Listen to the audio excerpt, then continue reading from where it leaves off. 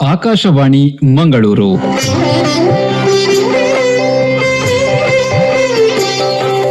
ಭಾವಗಾನ ತಿಂಗಳ ಹಾಡು.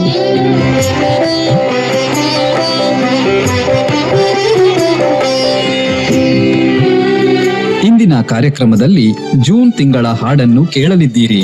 ಡಾಕ್ಟರ್ ರಾಘವೇಂದ್ರ ರಾವ್ ಅವರ ಕವನವನ್ನು ಸಂದೀಪ್ ಆರ್ ಬಲ್ಲಾಳ್ ಅವರ ಸಂಗೀತ ನಿರ್ದೇಶನದಲ್ಲಿ ಹಾಡುವವರು ಎಂ ಪಂಚಮಿ ಭಟ್. ಮೊದಲಿಗೆ ಕವಿವಾಣಿ, ನಂತರ ಹಾಡು. ಈ ಇರುಳಿಗೆ ಕವಿತೆಯೊಳಗಿನ ಭಾವಧಾರೆ ಹೀಗಿದೆ. ಪ್ರಕೃತಿಯ ಸೊಬಗನ್ನು ವೀಕ್ಷಿಸಲು ಕೇವಲ ಹೊರಗಣ್ಣು ಸಾಕಾಗಲಾರದು, ಅದಕ್ಕೆ ಒಳಗಣ್ಣನ್ನು ತೆರೆಯಲೇಬೇಕು. ಆಗಲೇ ಅರ್ಥವಾಗುತ್ತದೆ ಪ್ರಕೃತಿ ಎಂದರೆ ಕೇವಲ ಸೌಂದರ್ಯದ ರಾಶಿ ಮಾತ್ರವಲ್ಲ, ಅದು ಲೋಕ ಕಲ್ಯಾಣದ ನಿಧಿ ಎಂಬುದು.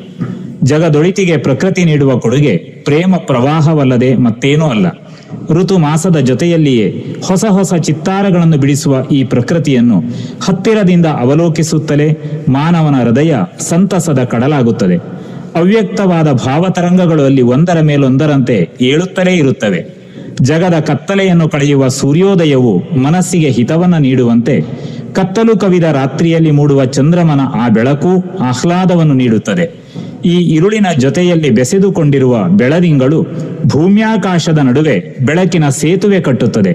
ಆ ಶಶಿಯ ಹಿಮಕಿರಣವು ಧರೆಗಿಳಿಯುವ ಸೊಬಗೆ ಇಲ್ಲಿ ಕಾವ್ಯವಾಗಿದೆ. ಚಂದ್ರಜ್ಯೋತ್ಸ್ನೆಯು ಕೇವಲ ಹೊರಗಣ್ಣಿಗೆ ಗೋಚರಿಸುವ ಸೌಂದರ್ಯ ರಾಶಿ ಮಾತ್ರವಲ್ಲ, ಮಾನವನ ಅಂತರಂಗದ ನೋವು, ದುಃಖ, ಹತಾಶೆ, ಮತ್ಸರ, ದ್ವೇಷವನ್ನೆಲ್ಲ ದೂರಾಗಿಸಿ ಮಾನವರ ಹೃದಯಗಳ ನಡುವೆ ಪ್ರೀತಿಯ ಸೇತುವೆಯನ್ನು ನಿರ್ಮಿಸುವ ಅಗೋಚರ ಶಕ್ತಿಯೂ ಹೌದು. ಆದ್ದರಿಂದಲೇ ಕವಿಗಳಿಗೆ ಈ ಹುಣ್ಣಿಮೆಯ ರಾತ್ರಿ ಹೆಚ್ಚು ಪ್ರಿಯವಾಗುತ್ತದೆ. ಈ ಬಗೆಯ ಆಶಯವನ್ನು ಹೊತ್ತ ಕವಿತೆಯೇ ಈ ಇರುಳಿಗೆ. ಕೇಳಿರಿ ಕವಿತೆಯ ಪೂರ್ಣ ಪಾಠವನ್ನು. ಈ ಇರುಳಿನ ನಳಿನಾಕ್ಷಿಗೆ ಬೆಳದಿಂಗಳ ಬೆಸುಗೆ, ಚಳಿಗಾಳಿಗೆ ಮೈಯೊಡ್ಡಲು ಕೆಳಗಿಳಿದಿದೆ ಧರೆಗೆ. ನರುಗಂಪಿನ ಹೊಸ ಹೂವನು ಮುಡಿದಾಕೆಯ ತುರುಬು, ಸರಿದಾರಿಯ ಕಂಡಾಕೆಗೆ ತವರೂರಿನ ನೆನಪು. ಕಿರುಗೆಜ್ಜೆಯ ಸದ್ದಿಲ್ಲದೆ ಸವಿನಿದ್ದೆಗೆ ಜಾರಿ, ಹೊಸ ವಸನವನುಟ್ಟಂತೆಯೇ ಕನಸೊಳಗಡೆ ಸೇರಿ. ನವರಂಗದ ಮೊದಲಿರುಳಿಗೆ ಬರೆದಂತಿದೆ ಚಿತ್ರ, ನವಗಾನದ ಸೊಲ್ಲಡಗಿಸಿ ಬಿಗಿದಪ್ಪಿದ ಗಾತ್ರ. ಹಿಮಪರ್ವತ ನೀರಾಗಲು ತುಂಬಿರುವುದು ಕಡಲು, ತೆರೆಯಂಚಿನ ಬುರುಗೇಳಿಸಿ ಕಿರುದೋಣಿಯ ಮಡಿಲು. ಅವರಿಬ್ಬರ ನಂಟರಿತರೆ ಜಗದೊಳಿತಿನ ಬೆಳಕು, ಮುನಿಸೆಲ್ಲವ ಮರೆತಾಗಲೇ ಸೊಬಗೀಯುವ ಬದುಕು.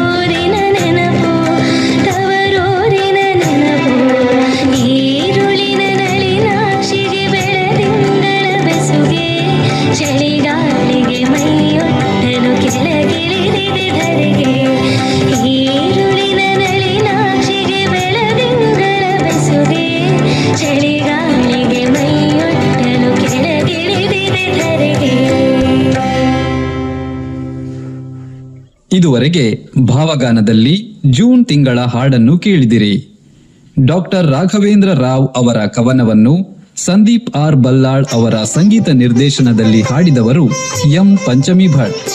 ಹಿನ್ನೆಲೆಯಲ್ಲಿ ವಾದ್ಯ ಸಹಕಾರ ಶಿನೋಯ್ ವಿ ಜೋಸೆಫ್ ಕೀಬೋರ್ಡ್, ವರುಣ್ ರಾವ್ ಕೊಳಲು, ರಾಜಗೋಪಾಲ್ ಗಿಟಾರ್, ರಾಜೇಶ್ ಭಾಗವತ್ ತಬಲಾ, ಸುಮುಖ್ ಆಚಾರ್ಯ ಸಿತಾರ್.